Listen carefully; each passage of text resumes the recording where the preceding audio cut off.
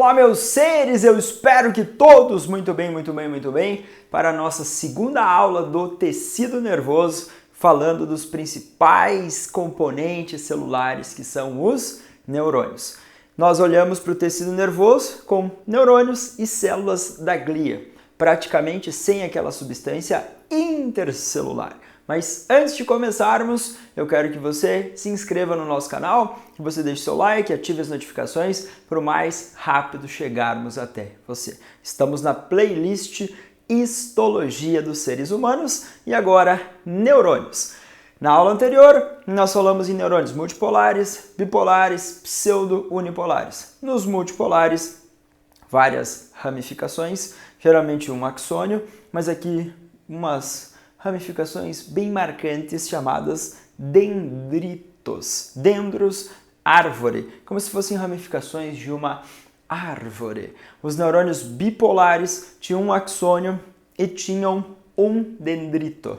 E os neurônios pseudo-unipolares era praticamente para ter só o axônio, mas aquele filamento inicial funciona como um dendrito e o restante como um axônio. E o impulso nervoso não passa pelo corpo celular. Então, diferentes formas de neurônios. Aqui eu foquei no neurônio mais comum, que é o neurônio multipolar. Então, essas ramificações que são os dendritos, você vai ter extensão da membrana plasmática, componentes ali do citosol, que imitam a região do corpo celular. Toda essa porção aqui é chamada de corpo celular ou pericário. Lembra? Então, geralmente esses dendritos são adaptados a receber os estímulos, então eles captam os diferentes estímulos, São enviados esses estímulos, membrana celular, e a gente vai identificar nessa regiãozinha o cone de implantação. Parece um cone mesmo, que vai ter acesso a esse segmento inicial do neurônio. Agora, esse espaço aqui dentro, esse espaço é o do corpo celular ou pericário. Nós veremos um núcleo único, geralmente arredondado, um nucleolo marcante ali no seu interior, e a gente vai ver componentes no interior desse corpo celular ou pericário. Os componentes desse corpo celular ou pericário estão aqui nessa listinha, praticamente. Alguns componentes começam ali e se estendem até a porção final do axônio, que é o telodendro. Então, por exemplo, núcleo, nucleolo. O núcleo é um centro de comando. O núcleo tem lá o material genético DNA, será transcrita a informação, produzido o RNA, e aí vai sair do núcleo, vai para o citosol e vai ocorrer a produção de proteínas. O nucleolo é um centro de formação dos ribossomos. Então você tem ali núcleo, nucleolo marcante. Agora, acompanhando a membrana que envolve o núcleo, que é o envelope nuclear eucarioteca, existe o retículo endoplasmático rugoso. E associado a eles tem muitos polissomos ou polirribossomos, vários ribossomos fazendo a leitura de um RNA mensageiro. E essa junção é bem marcante, bem visível aqui no corpo celular, e a gente chama de substância de Nis. E nessa substância de Nis, então, você tem retículo rugoso, polissomos e uma síntese muito grande de proteínas. Na continuidade, complexo de Golgi, formado por sáculos ou cisternas achatadas, ficam aqui também na região do corpo celular. Geralmente tem vesículas que saem dali como substâncias a serem secretadas. Mitocôndrias. Nós temos mitocôndrias aqui na região do corpo celular ou pericário, mas também temos aqui na porção final ou telodendro uma considerável quantidade de mitocôndrias pela atividade dessas células. Lembrando que quando a gente estudou mitocôndria e respiração celular aeróbica, falei para vocês que os tecidos metabolicamente mais ativos, as células metabolicamente mais ativas, têm mais mitocôndrias. E geralmente elas vão se localizar próximo ao local de maior gasto de energia e de atividade. Então, nessa porção final dos neurônios, nós teremos as sinapses, a comunicação. Nós teremos muitas enzimas, muitas proteínas, muitas vesículas de secreção que se fundem com a membrana, liberam as substâncias, então nós temos uma atividade muito intensa. E aqui nessa porção final, muitas mitocôndrias. Lembrando que no pericário, o corpo celular, também encontramos essas mitocôndrias. Filamentos intermediários / microtúbulos. Esses são componentes do citoesqueleto. Então, para dar essa morfologia ou essa forma aos neurônios. Lembra que tinham componentes do citoesqueleto? São proteínas. Os microtúbulos funcionam como trilhos de um trem. E nesses trilhos ligam-se vesículas, essas bolsinhas aqui, e muitas vezes elas contêm neurotransmissores que foram sintetizados aqui no corpo celular ou pericário e vão se movimentar para a porção mais distal desse corpo celular, a porção mais distal, desculpa, do neurônio, aqui no finalzinho do axônio ou telodendro. Então nós veremos os microtúbulos como esses trilhos. Nós veremos esses filamentos intermediários auxiliando também não ter essa morfologia ou forma. E nós podemos encontrar algumas vesículas ou grãozinhos ali de lipofucsina. São substâncias que têm uma característica lipídica, lipídios / resíduos parcialmente digeridos. Então, em neurônios com uma idade mais avançada, mais velhos, a gente encontra mais grãos dessa substância chamada de lipofucsina. Talvez os resíduos parcialmente digeridos ali pelos lisossomos, uma reciclagem que é feita na célula, mas vai acumulando algumas coisinhas ali, algumas sujeirinhas. Lembrando que os neurônios praticamente são células permanentes, são células em G0 lá no ciclo celular. Elas não têm uma sinalização para entrar em G1, S, G2 e depois realizar mitose. Então eles vão ficar basicamente nesse estado aqui nas suas atividades, recebendo estímulos, traduzindo esses estímulos em impulsos elétricos, impulso nervoso, sinais elétricos ao longo dessa estrutura. E os lisossomos atuam muito fazendo reciclagem dos componentes. Então vai se acumulando esses grãozinhos, essas substâncias em grãos de lipofucsina. Então a gente vê essa estrutura marcante também aqui na região do corpo celular dos neurônios. Agora, eu foquei aqui nessa porção comprida, alongada, chamada de axônio. Então você vai lembrar, dendritos, aí o corpo celular ou pericário e aqui esse eixo longo, o axônio. Esse eixo longo axônio ele pode ter vários centímetros, milímetros e pode chegar até metro de comprimento.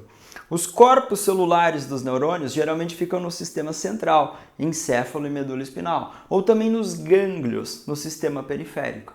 Mas predominantemente corpos celulares de neurônios no sistema nervoso central, encéfalo e medula. E aí saem esses prolongamentos, que são os axônios, e eles vão conduzir o impulso nervoso. O cone de implantação é essa região que caminha aqui para o axônio. E aqui a gente tem esse segmento inicial. Então eu desenhei aqui um canalzinho de sódio dependente de voltagem, um canalzinho de potássio dependente de voltagem e a famosa bomba de sódio e potássio, que é uma proteína que vai executar transporte dessa substância.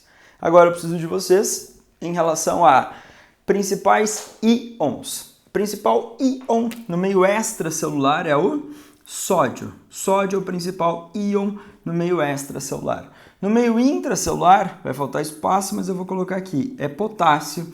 É potássio o principal íon no meio intra. Só que tanto o sódio quanto o potássio têm cargas positivas. Mas aí você vai pensar assim, existem muito mais cargas positivas fora do que dentro. Então fora vai se criar um potencial positivo e dentro vai ser menos positivo, mas a gente vai chamar de negativo. Se o neurônio tem uma carga parcial fora positiva e dentro negativa, nós falamos que ele está em repouso ou ele está polarizado. Agora, os neurônios vão recebendo estímulos aqui nos dendritos.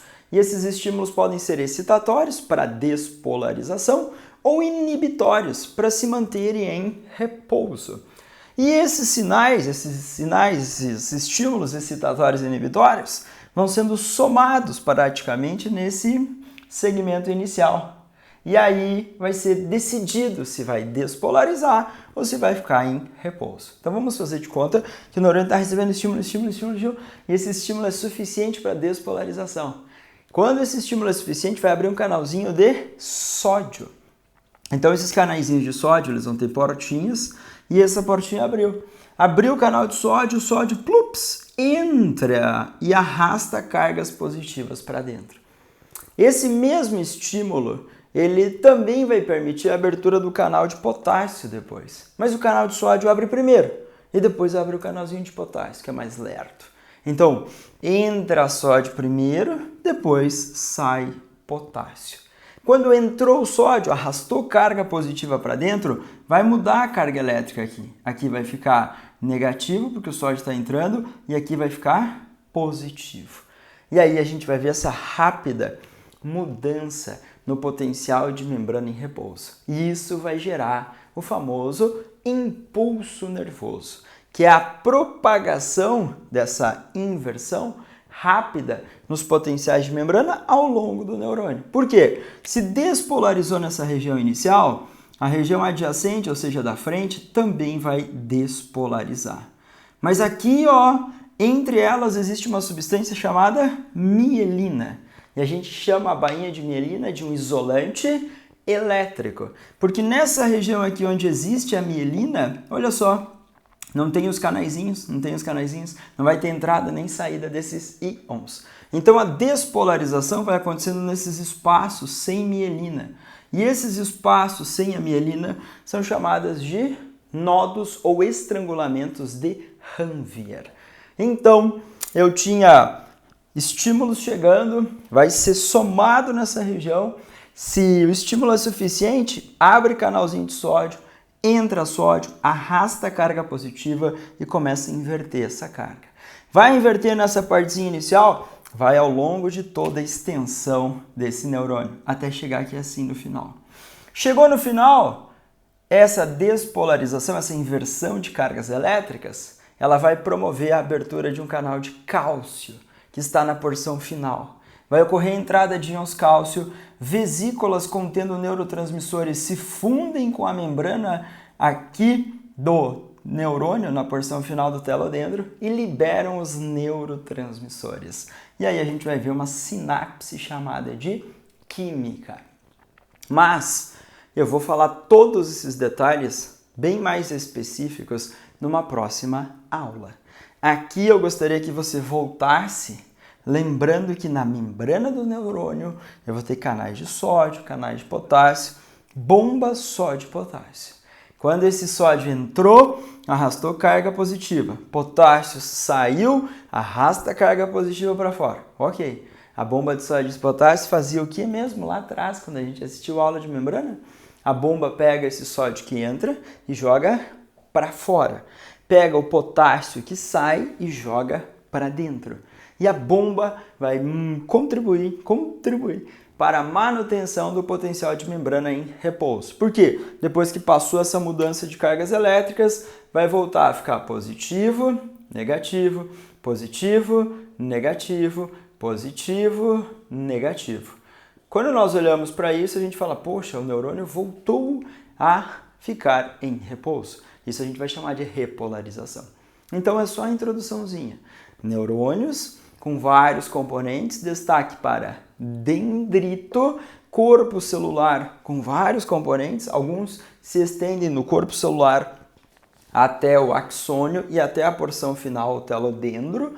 A gente vai identificar na membrana de neurônios transportadores de íons, canais de sódio, canais de potássio, bomba sódio-potássio, principalmente nos espaços onde você não vê a mielina, a gente tem mais destaque para os vestibulares, para as provas seletivas seriadas Enem. Por quê? Aqui a gente vai ver a movimentação desses íons e as mudanças de cargas elétricas. Assim, os neurônios geram os impulsos nervosos, a propagação dessa inversão de carga elétrica e conduz essa informação.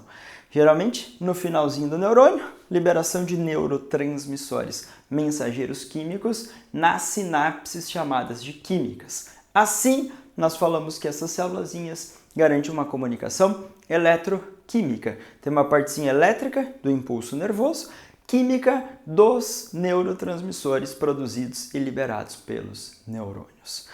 Eu sei que é muito detalhezinho, muita coisa legal, mas essa era a visão básica, geral, para você brilhar. Eu espero que tenha me entendido. Deixe o seu like para apoiar nosso projeto. Se não é inscrito ou inscrita no nosso canal, inscreva-se, ative as notificações, que na próxima aula nós teremos Impulso Nervoso e eu quero que você me assista para brilhar e entender esse processo. Um abraço e bons estudos para todos vocês.